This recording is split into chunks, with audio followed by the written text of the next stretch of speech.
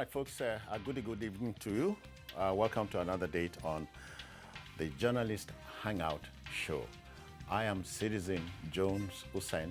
Now, today on the program, Supreme Court dismisses Rivers APC's appeal over exclusion, declines to reverse serve, I should say.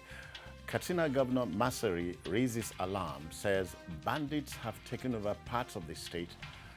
And on the show later, we share this with you. Policeman I should say, who beat student for using the iPhone in viral video, arrested. I'm hanging out with Babajide Kolade Otitoju. Jide, I greet you. You know, I shorten this name. Maybe when you get married, you shorten it, but it's all right. But he is Babajide Kolade Otitoju. Welcome. Know my name? Okay. They know Mobolade Omonijo. Am I right now? Omonijo. Omonijo. Remimimi. Okay. Oh, I'm sorry about that. I'm sorry about that. All right, folks. The team is ready. I hope you are.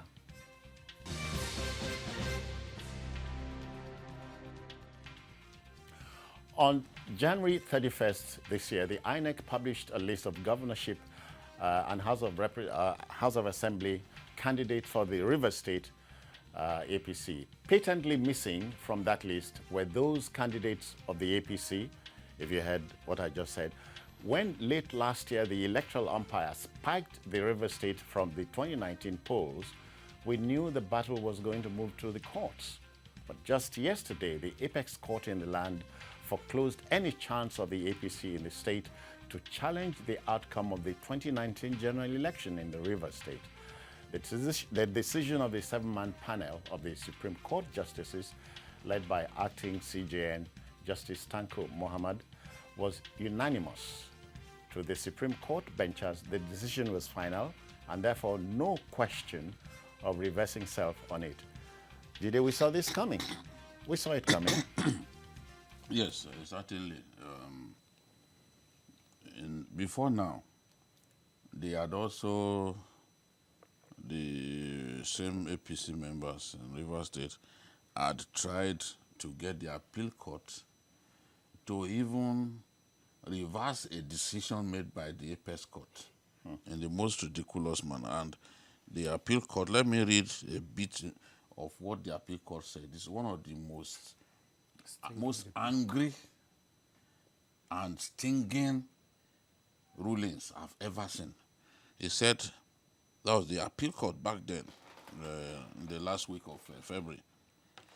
The hundreds of millions of naira you are using to sponsor academic litigations could have served you better if we invested it in Rivers youths to better their lives.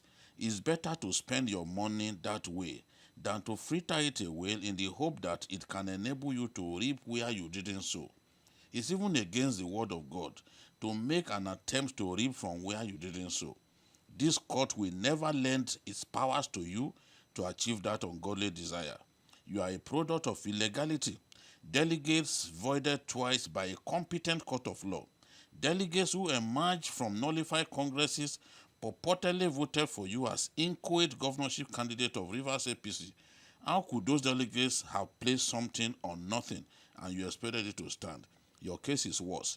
You stand on the faulty foundation foisted by those who habitually attack the courts and flagrantly disobey court orders as if this blessed country is their banana republic. It is not so and cannot be. The country is governed by laws. This court cannot bless those who abhor the court and those who have contempt for the judiciary. We totally condemn and resist your frail attempt to untwist this court into resurrecting Lazarus that was buried 2,000 years ago. When you know that Jesus Christ is no longer on earth, how do you think we can help you to pluck an empty coconut? Stop attempting to hit our heads against our learned senior brothers at the Supreme Court, who correctly entered the remains of the indirect primaries group in Rivers APC. What is dead, and what has been buried. We can't sit here and allow you to institute judicial chaos in our ranks as priests in the temple of justice. Rein in your desperation now and have a deserved rest. Your appeal fails and is hereby struck out for being a mere academic exercise. Only universities accommodate academic exercise.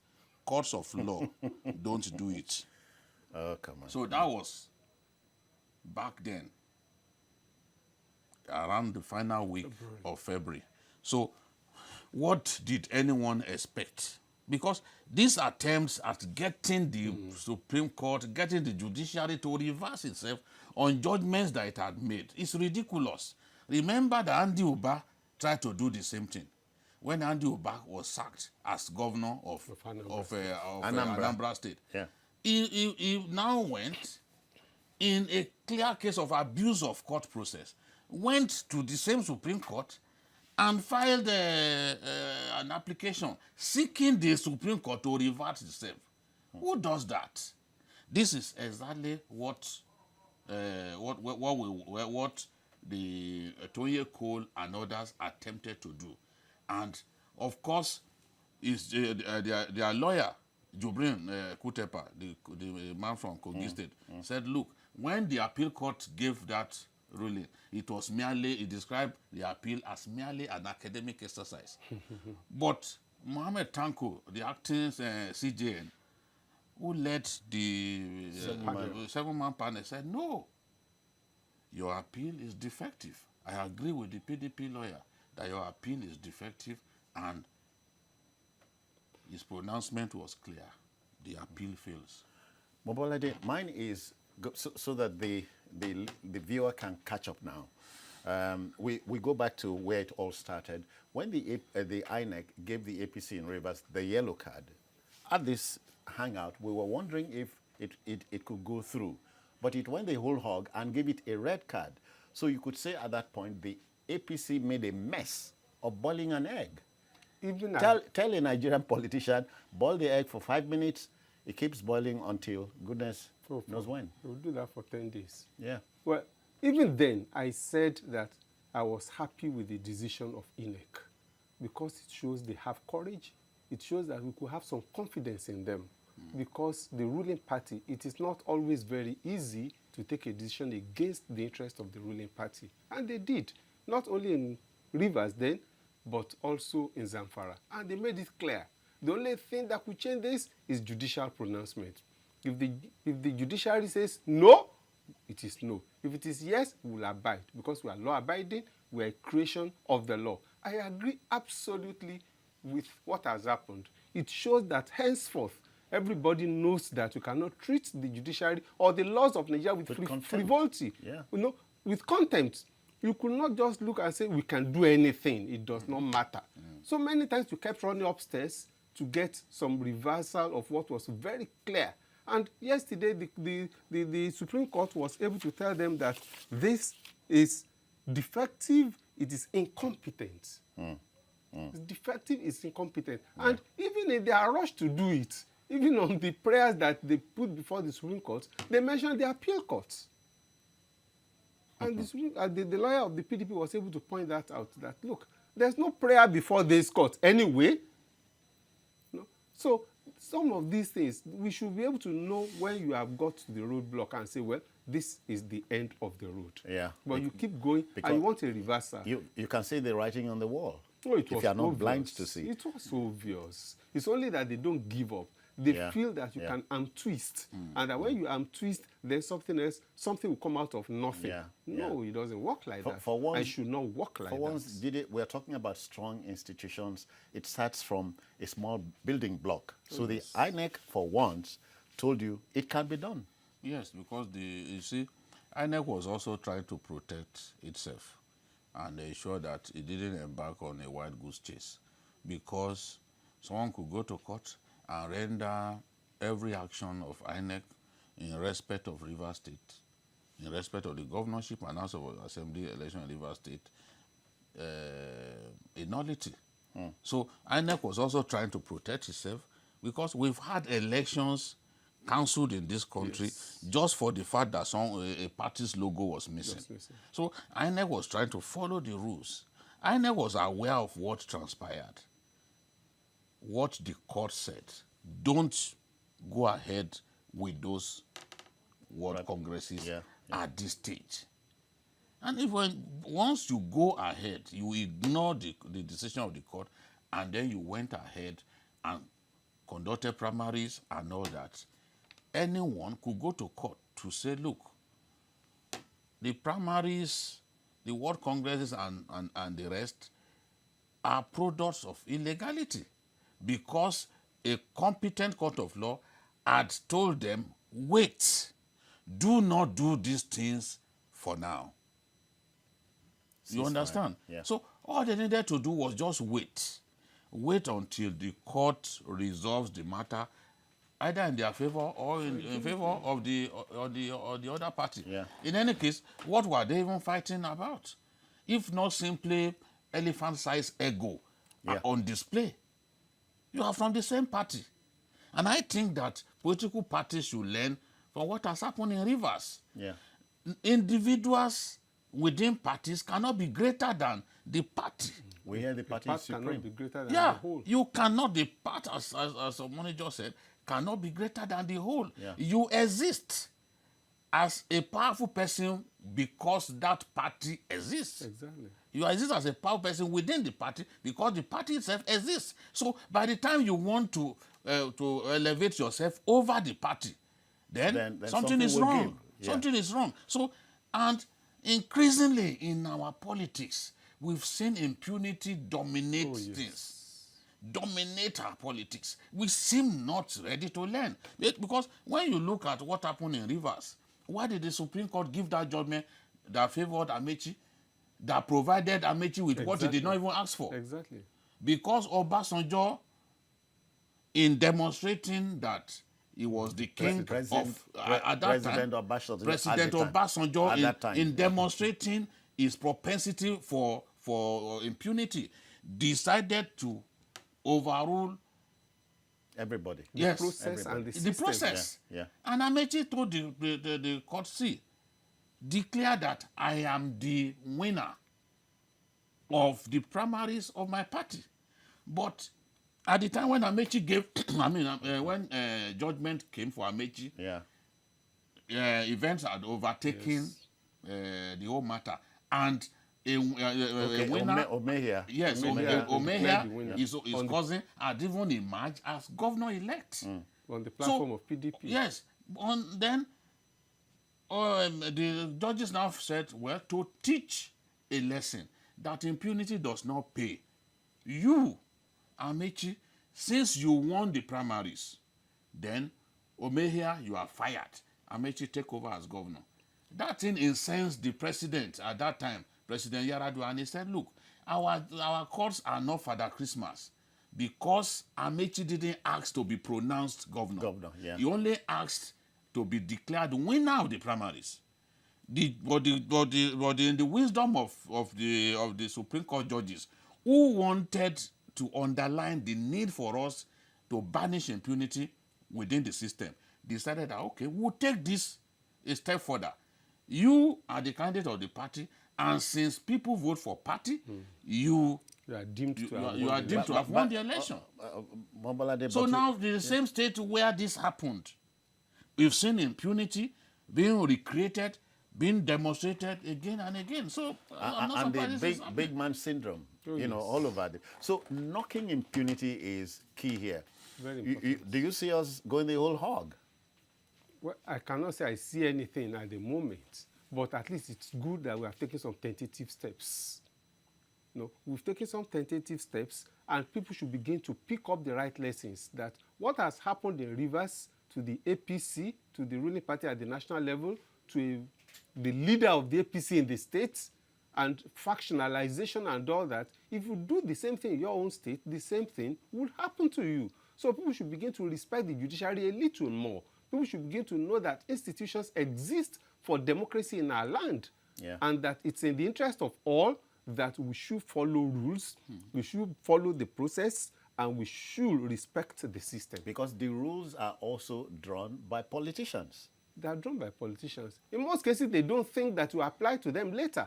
In most cases, they only think of what exists at the moment. Here and now. Here and now. It was the same Amechi who benefited the other time Even as that is at the center of it all now.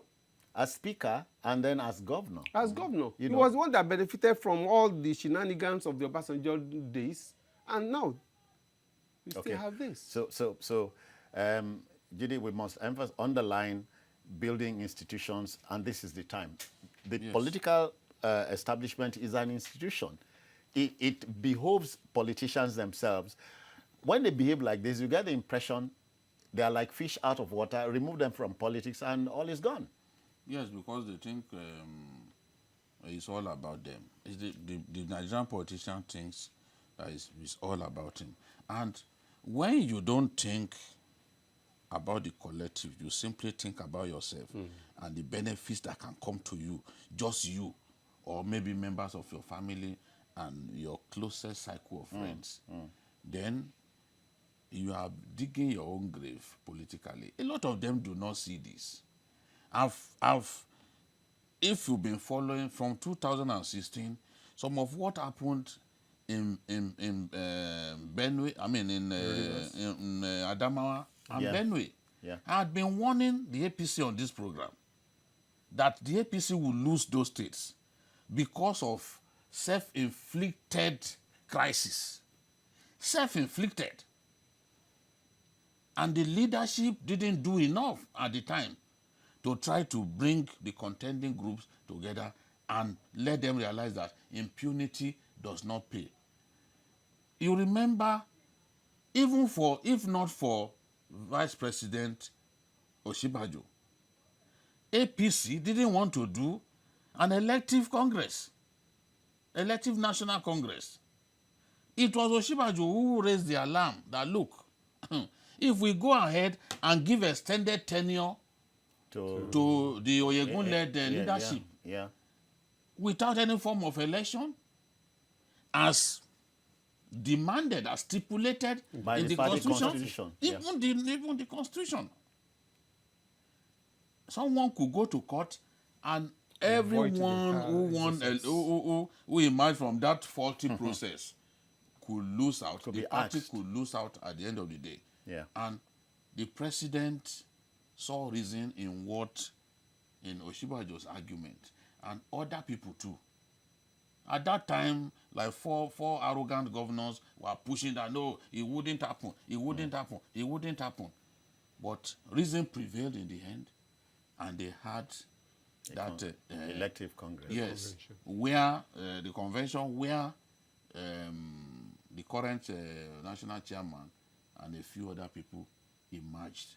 At least they were able to banish the doomsday. Because if they had not done that, someone could have seized upon it.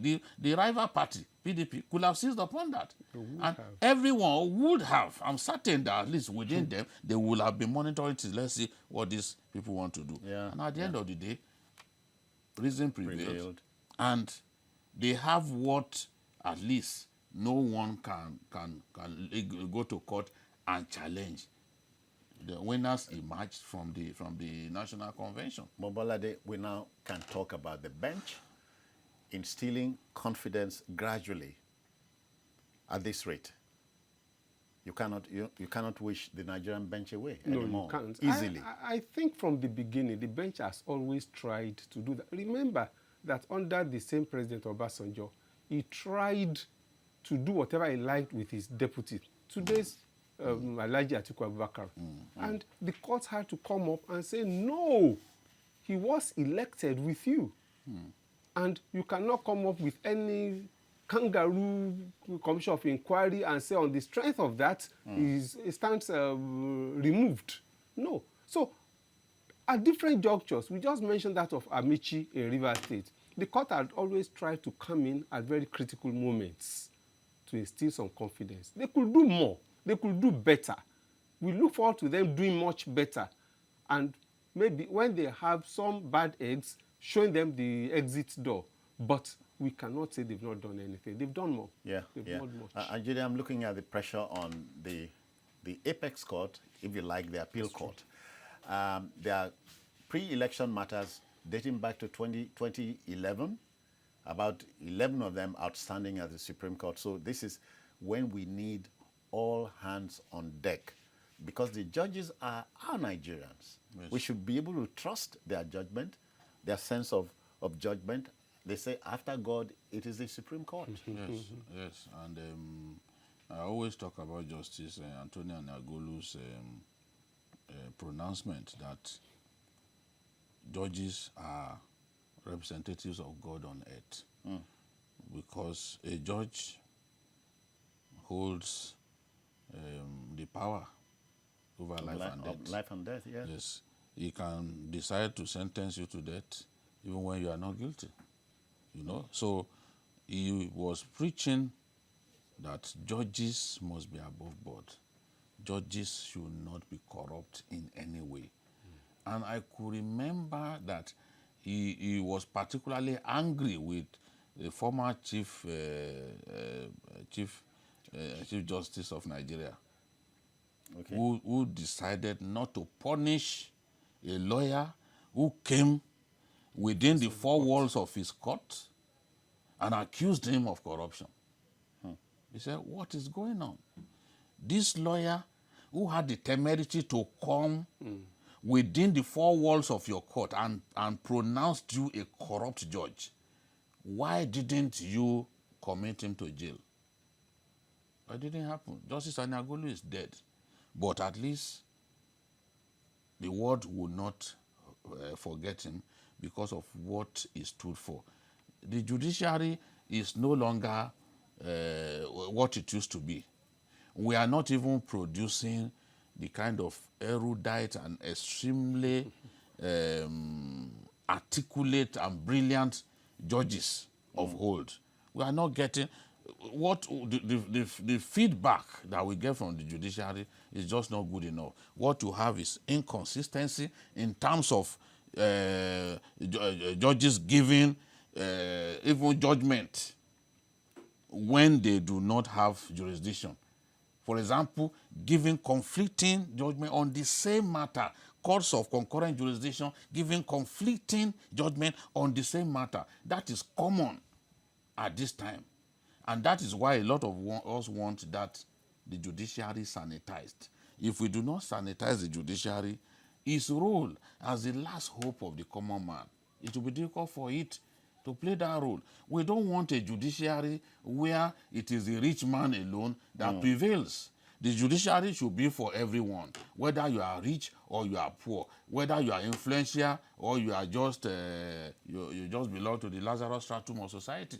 Okay, reminds me of what an equally respectable justice of the Supreme Court, the later Justice Chukwudifu Uputa, he said, I hope I can quote him correctly, we are not infallible because we are final.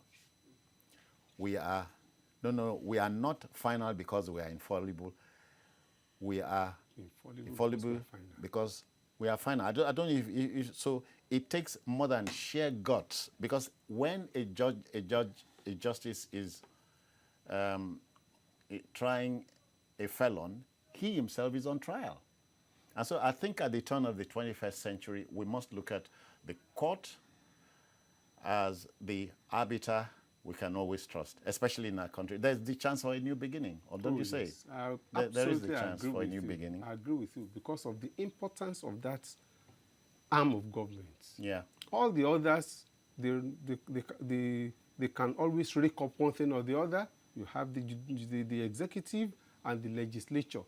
Both arms of government, of course, they are politicians and they will do anything to just gain ground. But use the judicial arm as the punch bag. Exactly, as it were. Yes, but yes. you need to have judges who could stand their ground, who they have integrity, who people could see that their morals are above board. You could see that always, and then you could see that they are philosophers too. You mentioned Justice Anagolu. You mentioned Justice Chukwudifu Uputa. You could mention Justice Kayode Esho. Yes. There are quite a number of Obaseki. You know, quite a number of them we've produced in this country. I don't want to say the beautiful ones are gone. Well, we won't say they that. are I not. think there are still people. Okay, we must pass over. But you know, for the politician in Nigeria, give him his rights in the one hand and give him his interest. He's ready to kill for the interest and leave the right. Crazy thing, you know. Now, still to come, Katsina Governor MASARI raises alarm. He says bandits have taken over parts of his state. You want to stay tuned.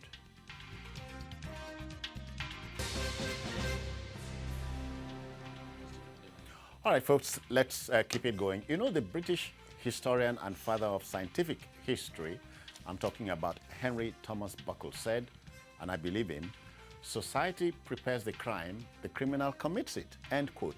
Now, this trite quotation applies to our situation here in Nigeria. The politician concocts the banditry, and bandits perpetrate it. A lamenting Governor Bello Masari has raised the alarm concerning his, a high presence of bandits in some parts of the state. With kidnappers in the mix, criminal enemy appears complete. The villains strike at will, maim without let, and destroy property with little or no resistance. The governor's in-law is a victim. Governor Masari promises a hellish response against the bandits. We can talk the talk, but can we walk the talk? The answer is blowing in the wind. Okay, blow it for me. You see, we need a very good strategy against these guys. I must confess that for now, there is no clear sign that our strategy is working. Maybe now that everyone is concerned, you know, we had been screaming about this banditry and the rest. I'm wondering why banditry now? Gentlemen, why now? Why now banditry? It's always been there. It's not a new thing. Why are we? It's not a new thing. Okay. It's not when people give you the impression that it's a new thing or that it's politicians or this, those are just silly remarks. Banditry in that part of the country has been there for so long. I was reading in, I think, the 1965 newspaper. I saw it on, I think, Daily Times or something. And this same part of the Northwest, there were conflicts over gold. And bandits were involved. They had begun killing people since then. So it's not really new. It's not new. The governors before, Governor Yari, for example, in Zamfara, they cannot say that there were no bandits during their time. Just that we didn't try our level best to solve the problem. Was it underreported? Underreporting is a big look. I will tell you something happened in the village of the Minister of Defense. This Minister of Defense, Mansour Danali, is from a town called Birnin Magaji. Mobile policemen were mobilized to go and kill bandits in that place.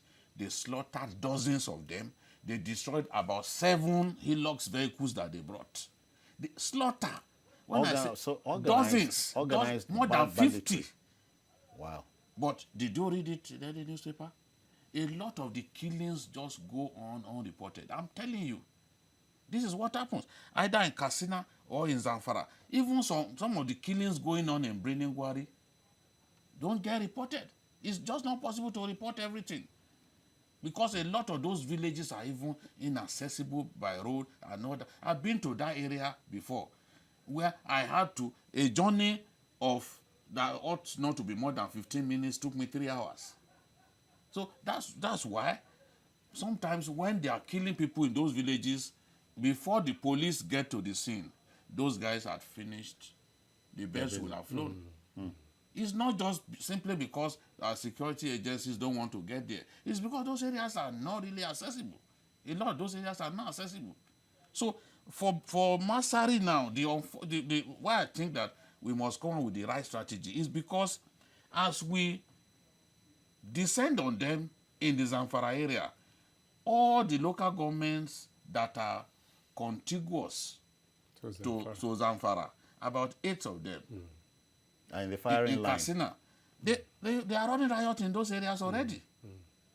The local government that is contiguous to Birnin Gwari in Kaduna, that local government is called Sabwa. On Tuesday, they slaughtered up to 18 people, and they came around 4 a.m. So Zamfara is already feeling the heat, because as you pound them, as the Air Force pounds these guys in Zamfara, they are running into Katsina. As they pound them in Zamfara, they are running into Sokoto. So you find that in Sokoto now, there are at least 4 local governments where bandits are running riot. In Sokoto, you have Tureta local government. Rabat, the local government where the former Sardauna was born. They've been killing people for fun in Rabat. And Isa is the local government of the former governor of the state, Atahiru Bafarawa. They are running riot there. And then Ilela, which is one of the really distant areas. So it is unfortunate that we have this problem. And the governor, when the governor's in-law can be picked up by bandits, that should suggest to you that this is no longer a joking matter. And you see from the description that we were given, they operate even on the road. They can just see someone on the road. And they go into people's homes. So this is a big problem. So my own suggestion is that as we are pounding them in Zamfara, similar operations should be going on in those 8 local governments. Simultaneously, yeah. Damusa, Basari, Kankia, all of those local governments.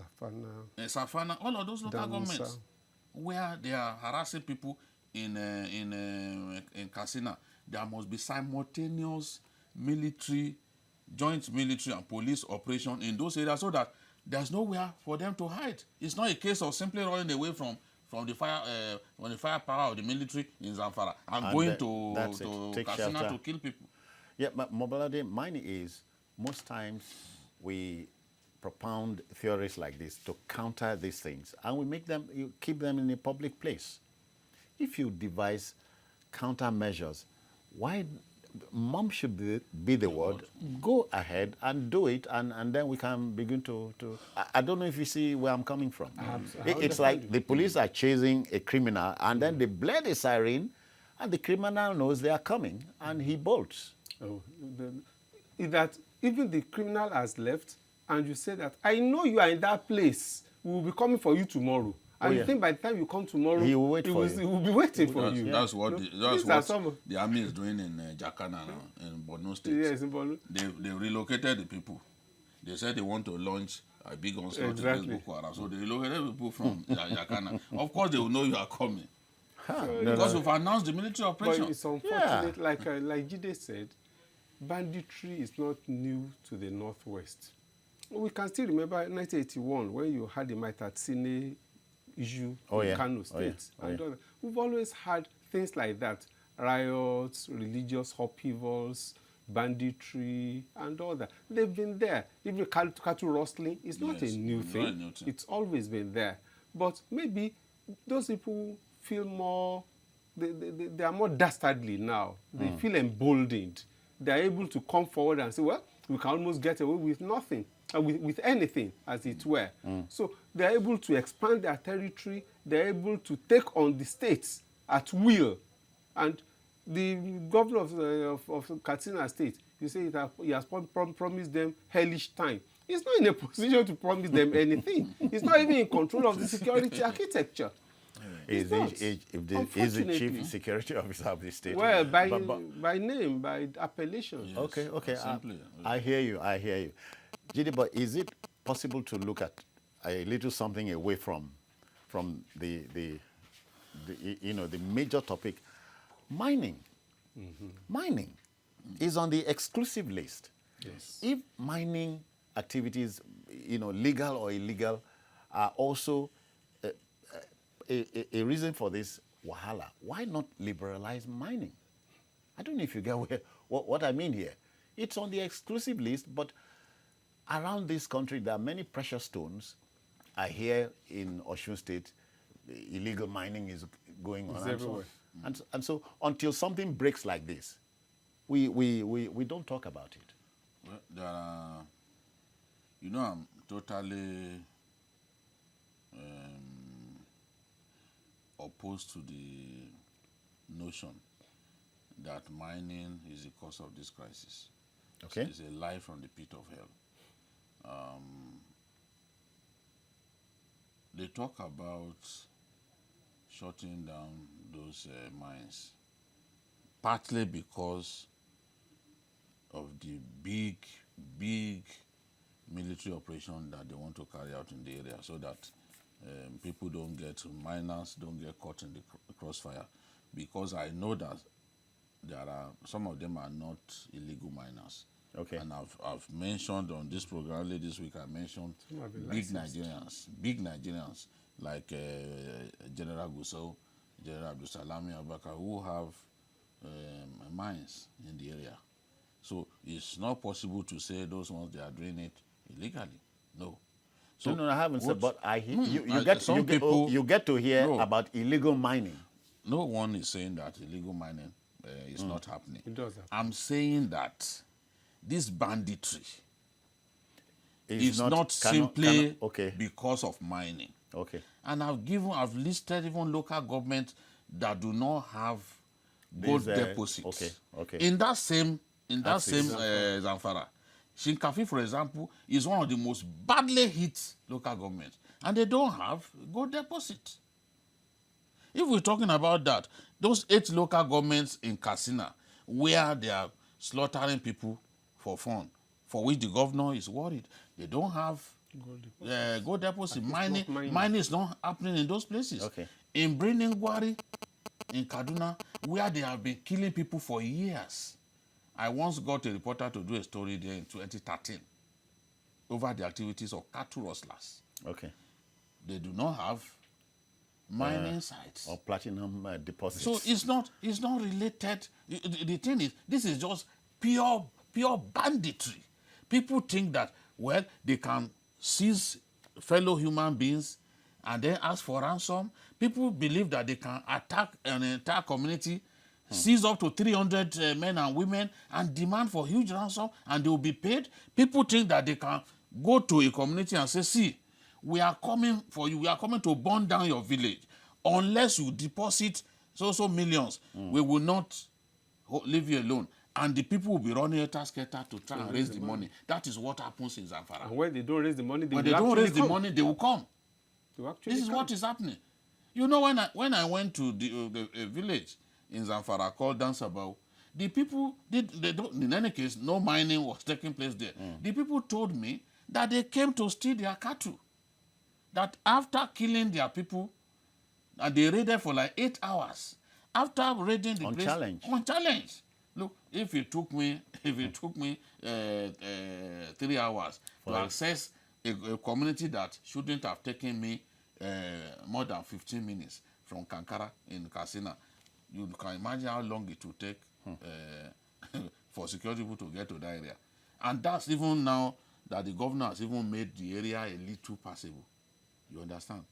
And there are no phone lines, no masts, no telco masts. So a lot of those areas, they can't even raise alarm. Wow. No lights.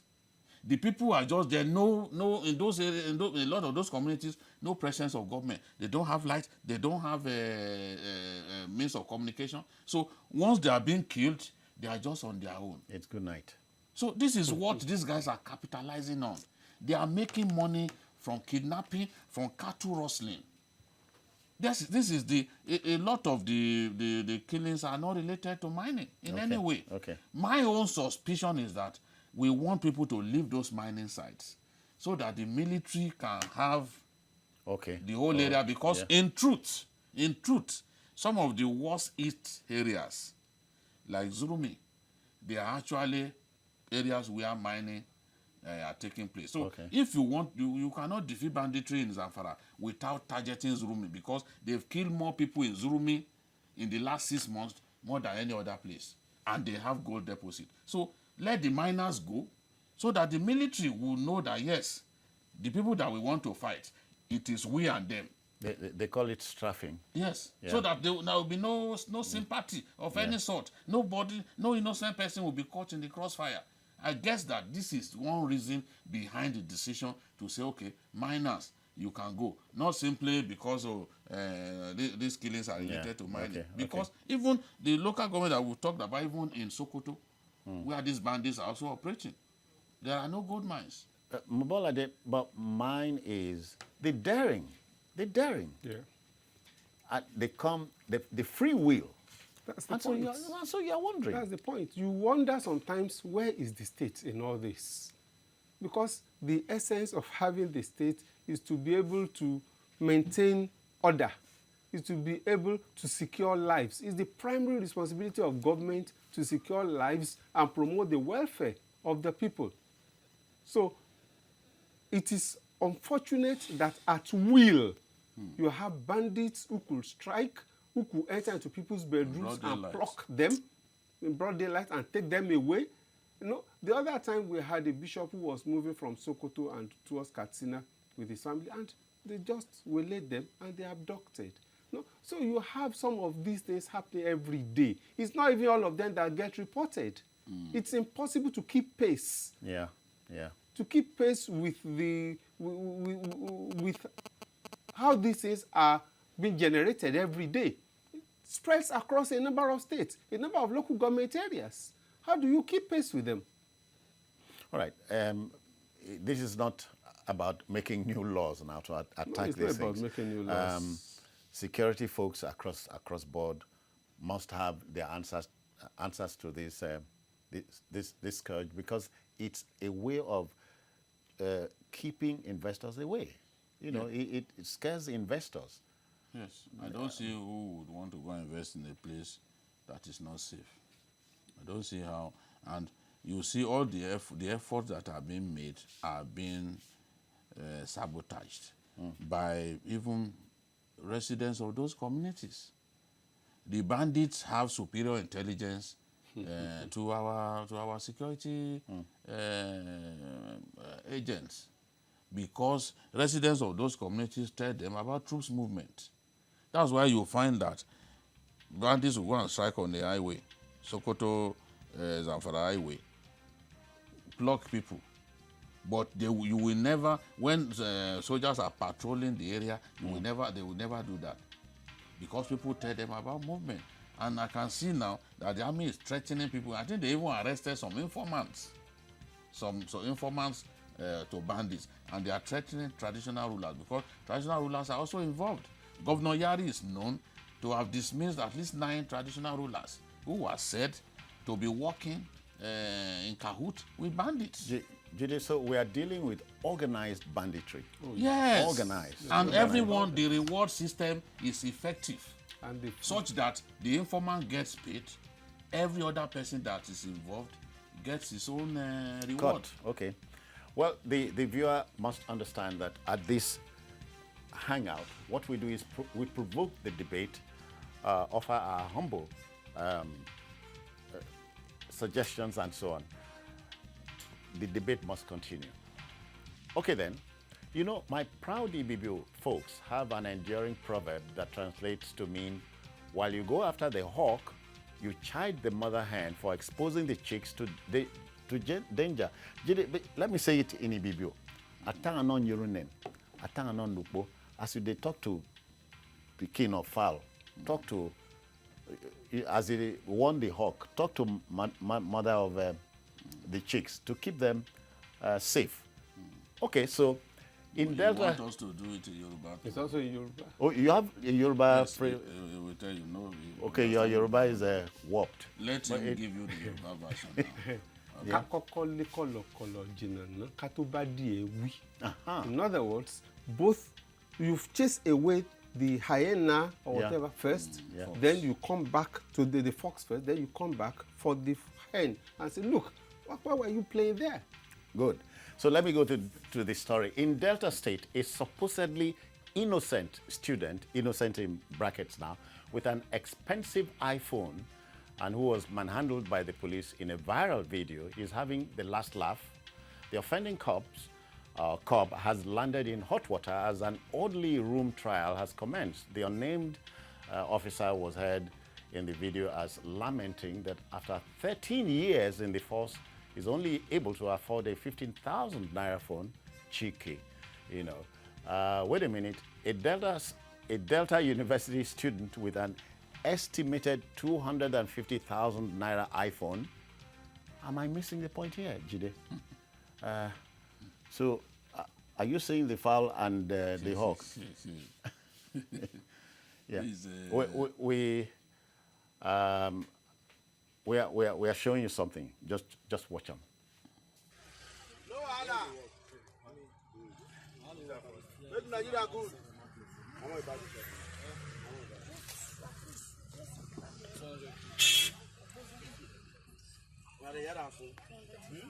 Meanwhile, they work for almost for 13 years now.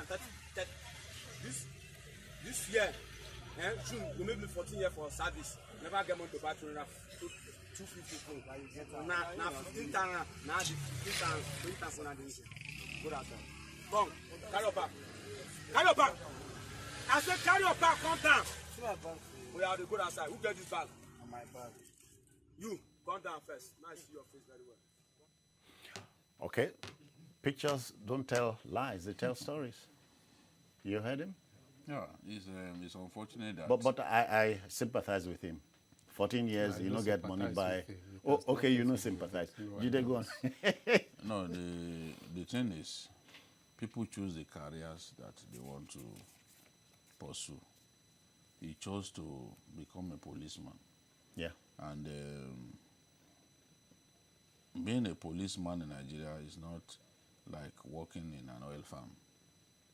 It's not like working in DMO or working at an oil company, an MPC, where you can earn fantastic wages, or even being a National Assembly member, where you can be paid extortionate wages, extortionate allowances. So you've chosen to be a policeman. As a policeman, you don't expect to earn so much. So to now say, oh, you can only afford 15,000 naira phone, and a student is, is using a 350,000 naira phone. It's neither here nor there. Our policemen are sometimes too heavy-handed in the way they deal with civilians. And they've been warned repeatedly. This is my problem with these people. The venom in what they say, yes, and how they say it, the venom. You see it, and you know, even in that instance, he could kill the boy. Oh, yeah. He could. Because not only did he destroy the phone, all right, in anger, because he felt he could not afford the phone, then what he thought was right to do was simply to destroy it. I mean, it's senseless to behave like that. And they've been told not to look at people's phones. The IG said, look, it is not your job to scroll, to look at people's phones, yeah, and look at the entries there. But they will not listen. If a policeman stop you at night 1,000,000 times, you are a young man, they are going to ask you to bring your phone. To them, every young man is a Yahoo boy. Is a suspect. No young boy can legitimately earn a living. It has to be a decent living. He has to be a Yahoo boy. It is wrong. You see, that's why even recruitment into the force, we need to take a look at the way we recruit into the force. This police force should be what people should be proud to get into. There are too many bad eggs. The police is busting at the seams with bad eggs. Whereas there are some good individuals, fantastic officers and men in the police. Yeah. But it is people like this who are giving the police a bad name. Oh, yeah. So many, if you see pictures of a policeman drunk on the floor with colleagues pouring water on him just so that he can regain his sanity. Sometimes you think you are watching a crazy video. Mobolade, he has talked about the color. But look at a student. I don't know how you approach it. A student with an iPhone, 250,000. Well, the worth for me is neither here nor there. Flaunting it. And so what statement is he making? Or just using it? Oh, okay. Oh, well, How did the policeman get to see it? To He the saw point it They of- now. asked for it. They must have asked for it because they always let's look at it collect this way. phones on I them. agree with you that sometimes you almost cry for this country.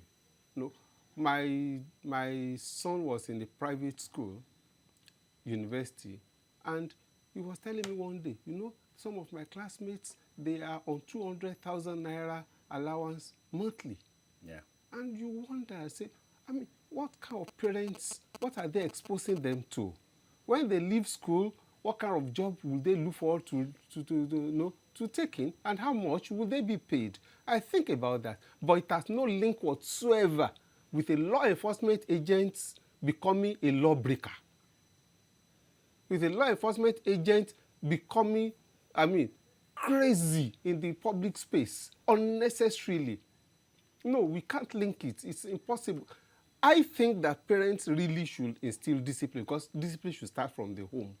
And that all the children, 15, 16, 17-year-olds, the kind of people that we are breeding, that they could lead somewhere.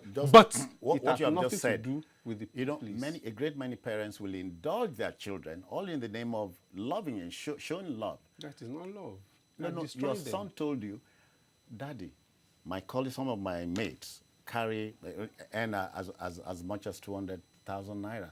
It tells you something, which is why I'm trying to. I'm not asking you to win the debate, or let me take a medal, but there's a linkage somewhere.